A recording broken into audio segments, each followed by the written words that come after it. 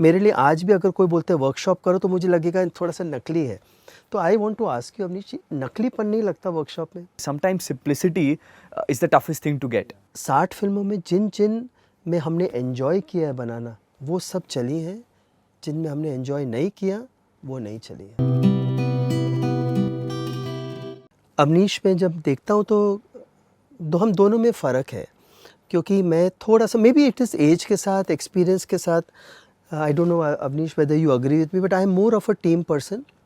जैसे मैं अगर कोई सीन लेके बैठता हूँ तो मैं चाहता हूँ कि एडीज़ रहें मेरे साथ, सब लोग रहे, सबसे गिव एंड टेक हो।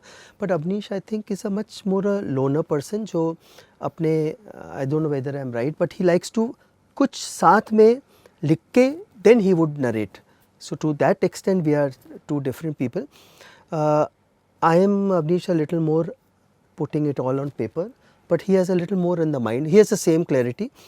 और third जो मैं कई बार अचंभित होता हूँ कि Avnish has a budget at the back of his mind while he is directing, जो मेरे में नहीं है।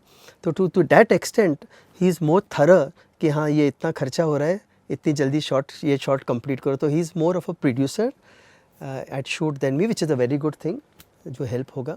So these are the three things which I distinctly feel that we are different, and I'm happy because why should any one director be like someone else? हर एक का direction का अपना एक स्टाइल होना चाहिए और उसको पूरी encouragement होनी चाहिए। So और बाकी जहाँ तक बदलाव है तो बदलाव बहुत हुआ है in terms of the craft. मतलब मैंने जो शुरुआत की वो फिल्म हमारा ट्रेजर होता था, आज डिजिटल युग है।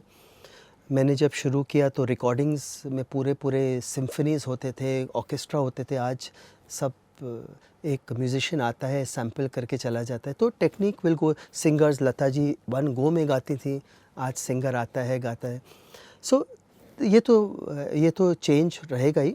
बट मैंने जब अवनीश को देखा तो मुझे सबसे अच्छा परिवर्तन लगा जो हम लोग नहीं करते थे, कि जैसे अवनीश क्रिएट करते तो ये कितने लेयर्स में सोचते हैं।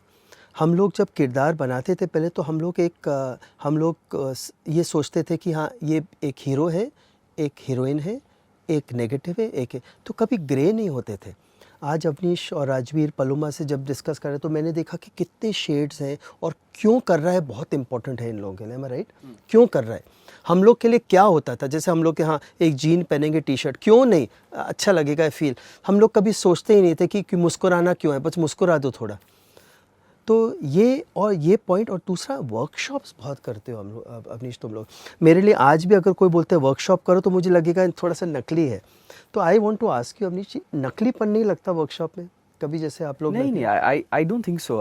At least that's not what I've seen. मतलब ऐसे बैठे हो तो ऐसा नहीं लग रहा कि अभी जल्दी ख़त्म करो? नहीं, I understand जो आप, I think what you feel is कि spontaneity चली जाती है, but I think that it also depends upon what level of actor you're working with. I feel जैसे आप ऊंचाई में आपने अमित जी के साथ काम किया, अनुपम जी, बमन जी, डैनी जी, सारिका जी, तो इतना एक्सपीरियंस है उनमें, but when you are working, जैसे मैं राजवीर पलोमा के साथ काम कर रहा था, मैं खुद एक नया डायरेक्टर हूँ, तो workshops only help to sort of help actors open up to understand what is required, ताकि on set if they have to worry about continuity, they have to worry about hitting the light properly, looks properly, so at least the emotions are all predecided. ये बात सही है, क्योंकि जब मैंने पहली picture बनाई तो कभी 20 टेक, 21 टेक, 22 टेक होते थे। But Rajveer Paloma they 1 take okay, sometimes rehearsal okay. So I think ये सबसे बढ़िया चीज़ मैंने देखी। My directing style is honest, the way I go about the process is very similar, क्योंकि सब इनसे ही सीखा है। तो the whole process of मैंने हमेशा सर से ये सीखा है कि don't think about where to place the camera, always think about the staging and the blocking first, और फिर figure out, the staging first and then figure out how you'd like to block all the various shots. I think the only difference I would say is that I think जो I've had the fortune of a lot more exposure to world cinema. I think क्योंकि जब मेरे father बड़े हो रहे थे, I feel कम फिल्में theatres में आती थी from abroad. एंड आज इतने साधन हैं टू नहीं, हम लोग, I am just interrupting Avnish, हम लोग पहले हॉलीवुड रीगल में लगती थी, स्टर्लिंग में तक लगती थी, डीवीडी तो था नहीं, तो हम अवनीश पहले जाते थे एक बार सिर्फ देखने के लिए परफॉर्मेंसेस, फिर वापस जाते थे इस बार कैमरा मूवमेंट देखने के लिए, थर्ड जाते थे लाइटिंग देखने के लिए, तो 3 बार जाते थे just to study. And we have that advantage कि एक बस डीवीडी है या फिर अब तो स्ट्रीम कर सकते हैं और बस रिवाइंड कर लो, ये सीन वापस देख लो, दोबारा देख लो, 3 बार देख लो, अब हमारे पास ही है. So I think that is the greatest advantage. So I just feel there is a lot more influence I feel from cinema abroad and a different kind of cinema as compared to maybe, I think that's the only, not that it's made me a better or a worse director or anything. I think that's just the one difference that I feel. I think one thing about being a director is it's a lot of decision making. So you have to take a call. There's no right or wrong. There's just a decision. And बाद में पता चलता है कि if it's right or wrong, and then it's all on you.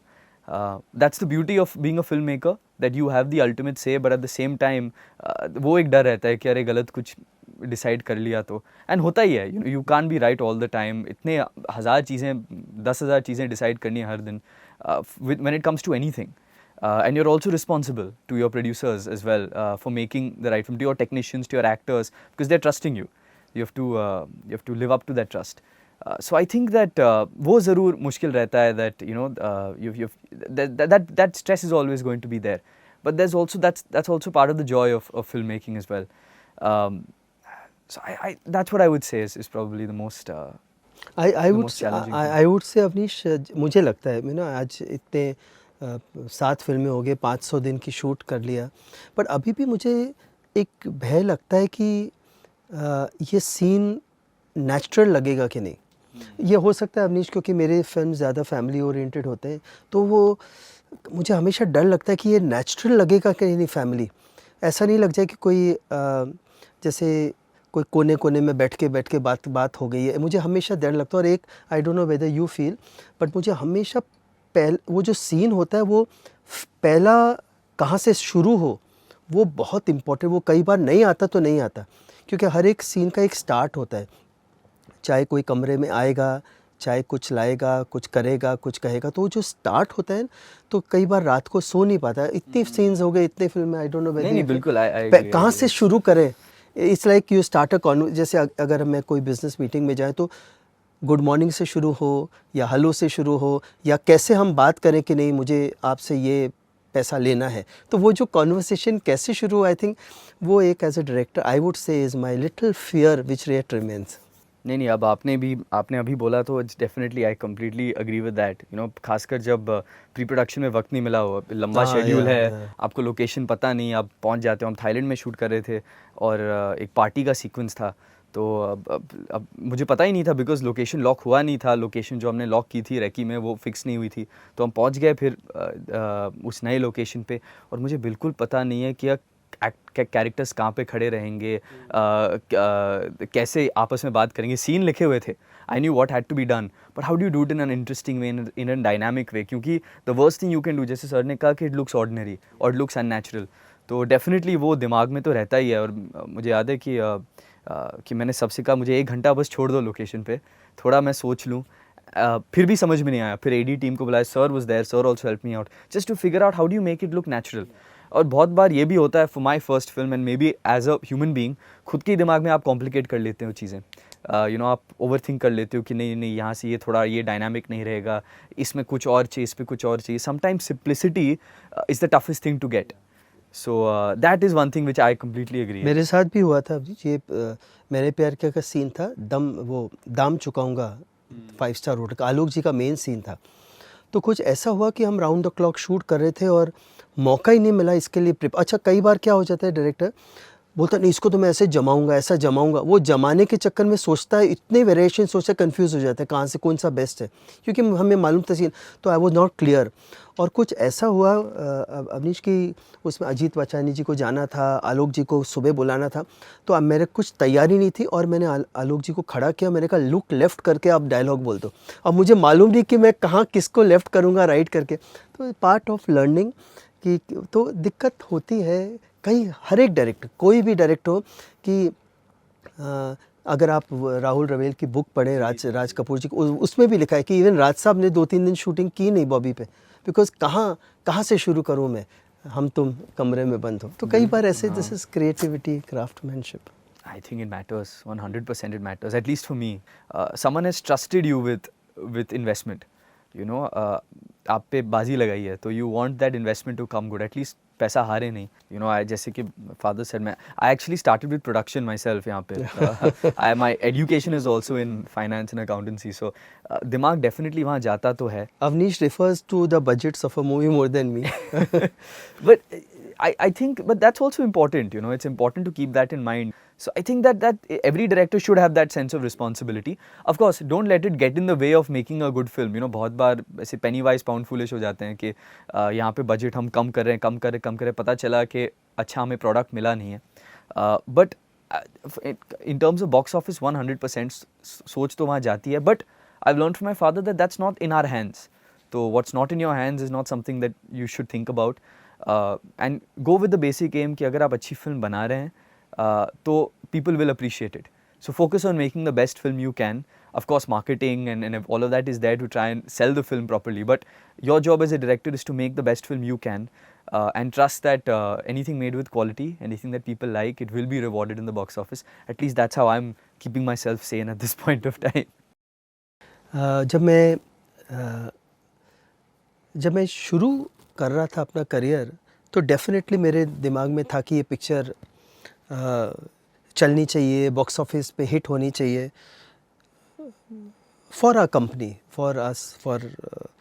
But अगर मैं honestly पूछूं तो for me the appreciation of the audience is more important. कि हम जो बनाई है वो पसंद आनी चाहिए. तो कभी मैंने ना वो पसंद तक ही रुक जाता हूँ मैं, कभी यहाँ तक नहीं जाता. अच्छा नहीं, पसंद मीन 100 करोड़, पसंद मीन 200 करोड़, पसंद मीन 300. मेरा हमेशा फिर यही है कि जितना लगाया है बस उतना आ जाए, ताकि हम दूसरी बना सकें और बस पसंद आए लोगों को. क्योंकि वो मैंने ओवर द इयर्स फॉर्चुनेटली मेरी पिक्चरें पसंद आई. आज भी after 30 years people remember me for हम आपके कौन, 25 इयर्स हम साथ साथ हैं, विवाह. तो मैंने वो चखा है कि जब कोई पसंद करता है आपकी चीज़ को, वो कितना पसंद करते हैं. मतलब आज मैं जाता हूँ तो जिस रिस्पेक्ट से, जिस लव से मुझे देखा जाता है, तो मुझे वो पसंद की भूख है, more than the numbers, honestly. But I have to admit, it's his first film, so here I am more concerned for the box office also. I mean, as a father, but that he should get his success. But like he said very truly, सबसे बड़ा success का parameter is हम अपना best करें. इससे ज़्यादा, जैसे गीता में लिखा, और कुछ है ही नहीं हमारे हाथ में. जिस दिन आपको 100 करोड़ कर लो, 200 करोड़, लेकिन अगर आपने जीत चुराया है तो ये इसका कोई मोल नहीं, क्योंकि वो आगे जाके परिणाम होएगा. हम अपना बेस्ट करें, बाकी तो चलनी होगी तो चलेगी, नहीं होगी तो नहीं चलेगी. जैसे मेरे फादर कहते थे कि हम लोग ने 60 फिल्में बनाई है अवनीश, बट 60 फिल्मों में जिन में हमने एंजॉय किया है बनाना, वो सब चली हैं. जिनमें हमने एंजॉय नहीं किया वो नहीं चली है. सो आई थिंक दोनों we have enjoyed and I hope it does well, but finally we have done our best. वो सबसे बड़ी संतुष्टि.